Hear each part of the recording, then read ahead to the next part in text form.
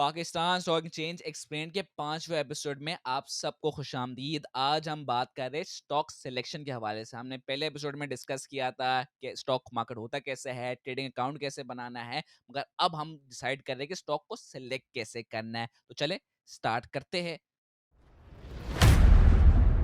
तो देखिए, stock market में हर बंदे के अपने रूल्स होते हैं, अपने फंडामेंटल्स होते हैं और वो अपने फंडामेंटल्स के हिसाब से ही चलता है।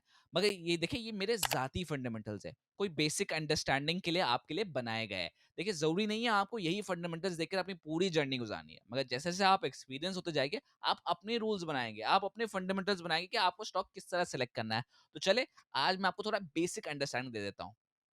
तो अब ये मैंने एक स्टैंडर्ड कैपिटल की एक वेबसाइट है जहां आप ये बेसिकली ब्रोकर भी है और आपके लिए बेसिकली एक बेसिक के लिए आप रैंडमली कोई भी कंपनी सेलेक्ट कर सकते हैं। मैंने ये अमानसियान टेक्नोलॉजी कम्युनिकेशन के सेक्टर में ये कंपनी सेलेक्ट की है ताकि एक अंडरस्टैंडिंग बन सके। तो देखिए, आप इसके फंडामेंटल्स में जा सकते हैं। देखिए, हर कंपनी के कुछ फंडामेंटल्स होते हैं, जैसे ये अर्निंग्स है और इंपॉर्टेंट रेशियोज है। ये इंपॉर्टेंट होते हैं हमें कंपनी को अंडरस्टैंड करने के लिए। तो देखिए, सबसे पहला इंपॉर्टेंट काम एक कंपनी को अंडरस्टैंड करने के लिए होता है उसकी अर्निंग ग्रोथ, कि वो कमा किस स्पेस पे रही है। अगर वो ज्यादा अच्छा कमा रही है, कि पिछले साल से उसने ज्यादा कमाया है, तो वो उसकी अर्निंग ग्रोथ होती है। तो ये नजर आ रहा है, देखिए अर्निंग ग्रोथ का ये जो टर्म लिखा हुआ है, इसकी नजर आ रहा है कि वन माइनस 103.18%। इसका मतलब ये है कि ये कंपनी ने पिछले साल से कम मुनाफा कमाया है और ये कम कमा रही है। इसका मतलब ये एक नेगेटिव कॉनोटेशन है।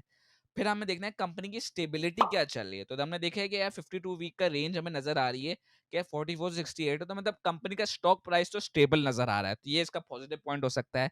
फिर इसकी स्ट्रेंथ इन द इंडस्ट्री, तो अमानसियन का थोड़ा बहुत इंडस्ट्री में नाम है टेक्नोलॉजी के सेक्टर में, अगर आप एक सॉफ्टवेयर हाउस को कंसिडर करते हैं।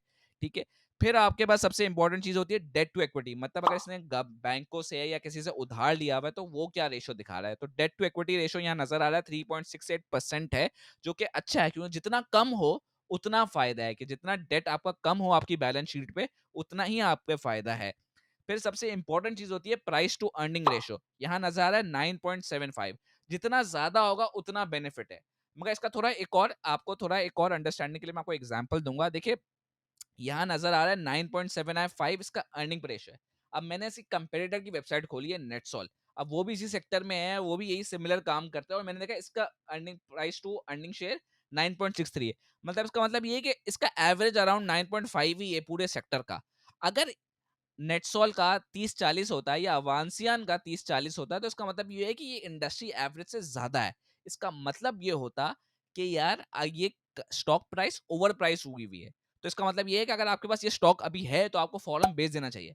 मगर ये अभी नजर आ रहा है प्राइस टू अर्निंग रेशियो जो इसके कंपेटिटर्स के आसपास ही है। इसका मतलब ये है कि ये अपनी फिक्स वैल्यू पे है और ये कोई इतनी बड़ी डिफरेंस नहीं है। तो मोर और लेस अभी इसमें पोटेंशियल है ग्रो करने की। और सबसे इंपॉर्टेंट चीज जो आखिरी में जो एक लॉन्ग टर्म इन्वेस्टर सोचता है वो है डिविडेंड। तो हम देख सकते हैं अवांसियान ने अपना 2023 में 2 रुपए का डिविडेंड दिया था। तो यहाँ डिविडेंड यील्ड हमने देखा है कि 2023 में 2 रुपए पर शेयर दी गई थी। तो डिविडेंड यील्ड हमें नजर आ रहा है कि मोर और लेस इंक्रीज हुआ जा रहा है। तो ये भी एक पॉजिटिव पॉइंट हो सकती है।